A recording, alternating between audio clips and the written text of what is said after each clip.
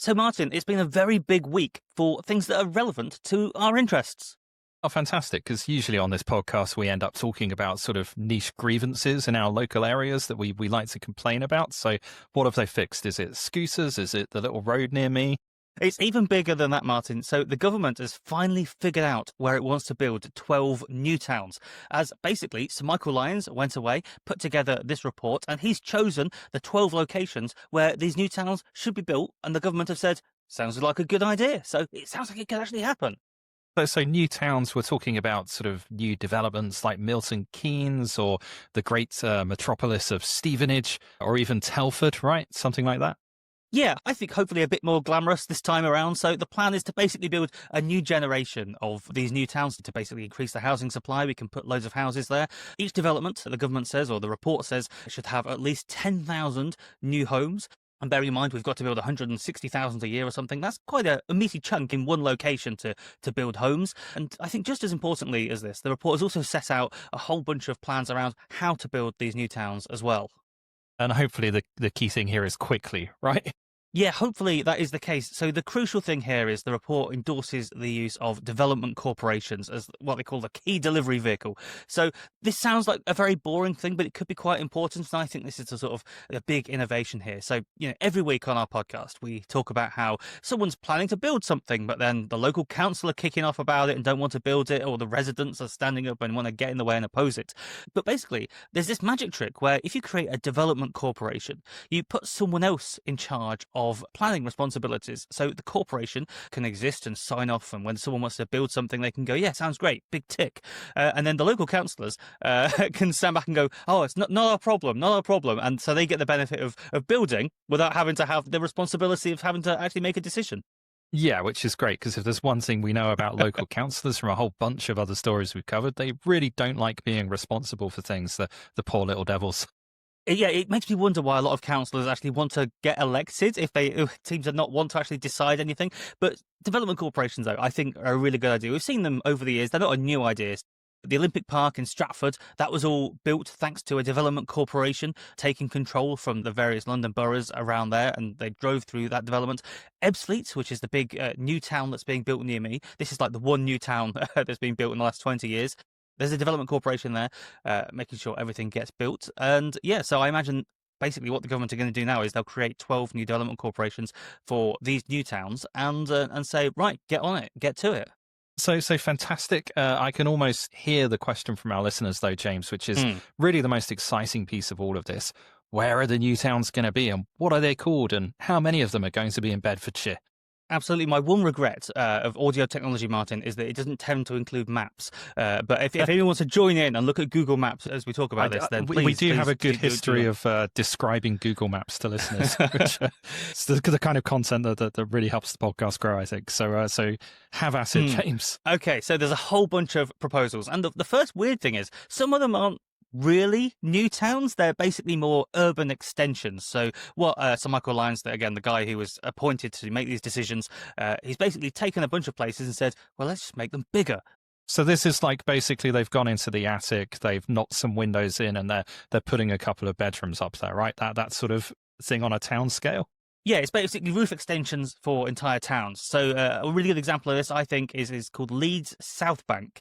And I didn't realise this, but if you look at a satellite photo of Leeds train station, again, get your Google Maps open, and you go north of Leeds train station, and this is a major train station in Britain, and you get sort of a normal town centre. There's a town square, there's some flats, there's some shops, there's the Channel 4 headquarters right next to the Leeds train station, so all the executives from Channel 4 can zip up to Leeds for the day and have their meetings before getting straight back to London, not having to spend too much time in the north. But anyway, you go south of Leeds station and suddenly, really quickly, it just turns into sort of basically suburbia with sort of business parks with large surface car parks, out of town shopping centres. There's a big TK Maxx with like 1,000 parking spaces outside of it. And so, yeah, it seems like a really obvious place to develop and build and densify. If we can turn those car parks into new flats, it's a really great place to put new housing. Yeah, it's weirdly reminiscent of Maidenhead, which is the town I used to live in, and we talked about it about 25 episodes ago now. And it has a Crossrail station literally 20 minutes away from Paddington. And to the north of the station, there's 7-story tower blocks in a very dense urban core, shops and flats and a cinema and leisure centre, all that kind of stuff. And then the entire like southwest area below the station is covered with this absolutely massive golf course, which has just kind of been blocking development of the town for years now. And the crazy thing about that is if you draw a sort of 5-mile radius circle around Maidenhead, there are pretty much 8 golf courses in the area. So quite why we need one right next to a Crossrail station, not entirely clear. It's weird. You never see anyone with their golf clubs on the train either. I don't know how. No. It's very bizarre. So this Leeds development, though, it's really interesting. So there's already a whole bunch of development going there. And one of the themes of this report is it's basically looking at where there are already development plans already. And I guess the idea is you supercharge it by putting the development corporation in, you give it the government back, and you call it the new town to try and actually get things built quicker. So in Leeds, for instance, there is still new stuff going up south of the train station at the moment. An interesting one is the Tetley Brewery, where Tetley beer used to be brewed, which I found out thanks to Wikipedia earlier this week, is actually a completely separate company and separate history to Tetley Tea. The two companies, nothing to do with each other. Those same family, if you go back to like, great cousins or great grandparents or something like that. Anyway, I bet they hate each other. I bet there's an intense northern rivalry between the Tetleys. No doubt. And also, it's worth having a look at the YouTube channel of last week's guest, City Ed. He did a really great video about this specific Tetley Brewery development and how it's being revived. They're turning like the original brewery into this sort of centerpiece, this historic center surrounded by some new stuff. And then basically, this model is being applied to various other places. So one of the other recommendations in the report is called Manchester Victoria North, which again, look at a map of Manchester, just go slightly to the north of the inner ring road, and then you've got just some basically scrubland at the moment where you could build some housing. There's quite a lot going on for Manchester. This is just another area that could do it. And then there is one more of these sorts of urban extensions that I'll mention, Martin, because I think the nerds listening will like this one, because Sir Michael also recommends, wait for it, Milton Keynes. Hang on, James. Isn't Milton Keynes already a new town? Is this some sort of double counting, like when they announce funding for something and it turns out it's already in the budget? Yeah, if they're going back to the 1960 budget or whatever it was. So, but no, I think it sounds like basically a bit of a do-over because, with apologies to friend of the show, Chris Curtis, the MP for Milton Keynes, who we had on, I think, episode 2 of the show, if you want to dig back into the archives, and he was extolling the virtues of Milton Keynes. It's a lovely place, but one of the challenges it faces is, at the moment, is it's quite low density. So what Sir Michael Lyons recommends is basically densifying Milton Keynes centre. Turn some of those car parks around the massive shopping centres into flats, I guess. But excitingly for the nerds, he wants Milton Keynes to build a mass rapid transit system. Now, he doesn't say trains or trams, but, that's going to be something on rails, which I'm sure people listening, basically our demographic, Martin, are going to be very excited about the prospect of a new tram system or something like that.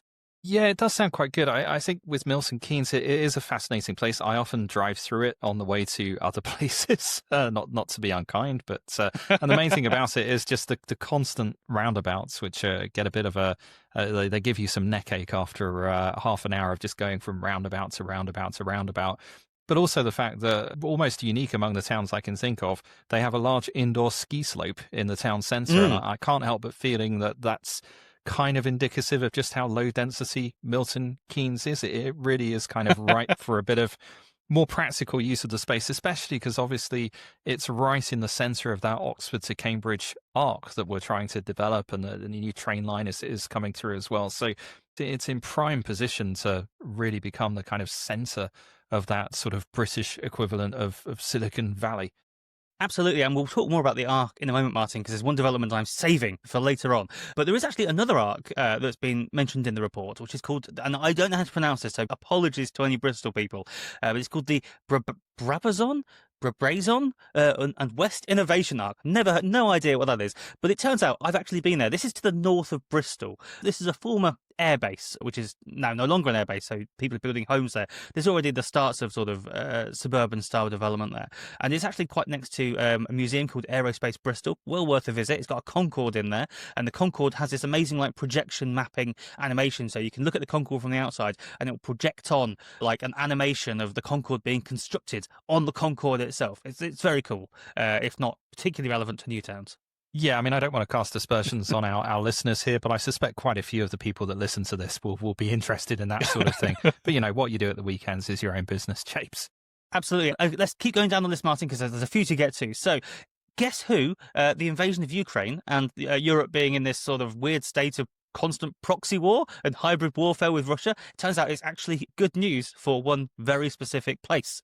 Plymouth, as it turns out, because they're going to build what the report's calling an ocean city there. So the Ministry of Defence, they're trying to upgrade the naval base, the Devonport naval base, for, I guess, obvious reasons. It's probably going to be quite busy in the next few years, and it's going to need 25,000 extra people living nearby. So the MOD are putting 4.4 billion quid into this naval base, and now so we're saying let's build a new town, or densify what's there already, call it a new town, and put loads of development into there, and you can supply homes so we can actually, defend the country. So it sounds pretty useful, I guess. It's one of the great things about defense spending, right? It's a little bit like nuclear, as we were talking about a couple of episodes ago. It does tend to go to areas that really need the spending, like Plymouth.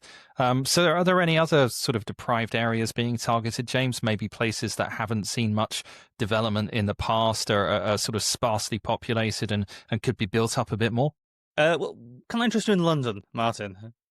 I mean, it's not really what I had in mind, but I guess we can't not talk about it. So go on. What's happening in London? Exactly. Finally, we're talking about the place that actually matters. So there's two developments on the New Towns Task Force, which are going to be designated in London. So first, there's Thamesmead Waterfront. This is in southeast London.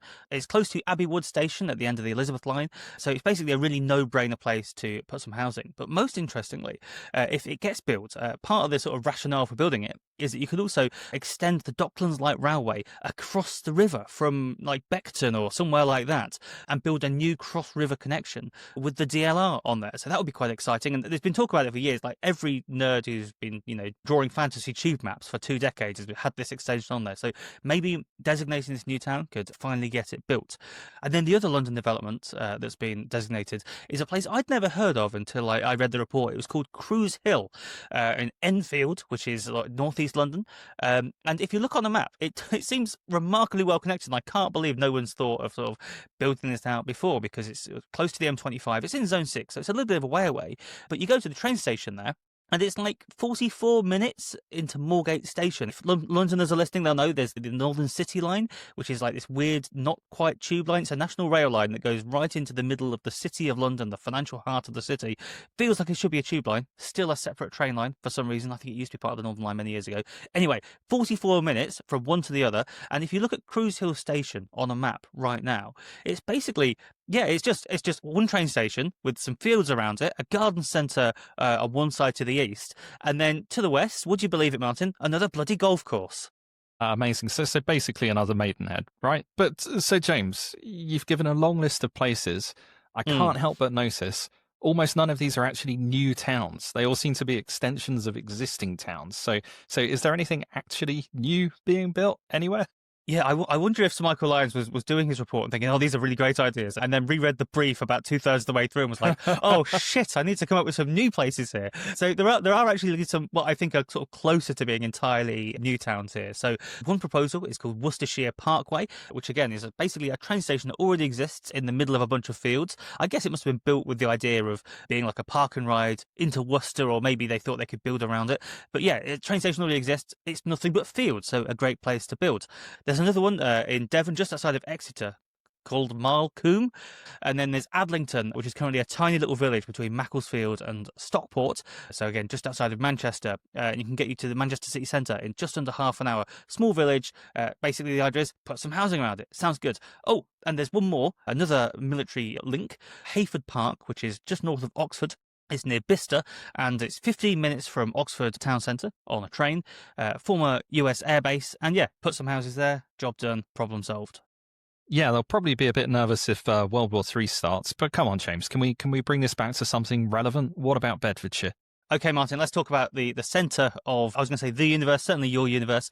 The big proposal, and I think the most interesting one of all of these, is a place called Tempsford. We've talked about it before on the show. This is a proposed new town. Basically, X marks the spot where you cross over the East Coast Main Line, the major train line that goes up and down the country, with East West Rail, the new, East West Rail that's going to link Oxford and Cambridge eventually. It's currently under construction. It's basically some new railway. It's some historic railways that are being reactivated integrated and that you're smushing it together into a new railway line. The idea is there, well, where they cross over, let's build a new train station and build out a new town. And what I find slightly fascinating about this idea is that it's basically, and I realize this sounds stupid to say because they're all basically someone having an idea and drawing it on a map. But this was basically some YIMBY type people a few years ago saw this opportunity, saw the fact that these two train lines are going to cross, and said, "Hey, let's build here," and have been sort of agitating for it since. So, in a bit later on this week's show, we're actually going to be talking to Kane Emerson from the YIMBY Alliance. He's basically one of the founding fathers of Tempsford. He co-wrote a paper pitching the idea a couple of years ago, and now it appears that if this report is taken forward, which it all sounds like it is going to be, then it's actually going to happen. It's going to manifest. It's like people looked at a map, said, "Let's build this here," and now it seems like it's going to be built. Maybe, hopefully.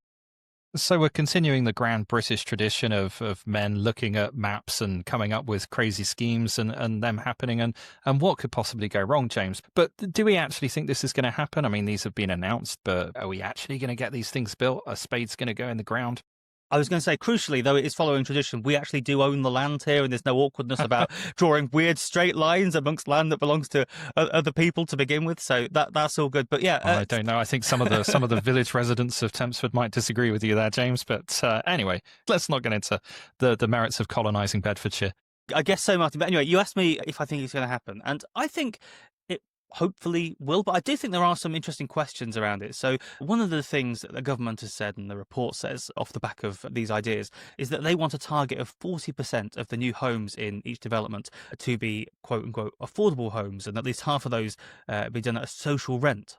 And obviously, James, we know that you're a massive snob. You dislike poor people, so I imagine you're completely opposed to this, right?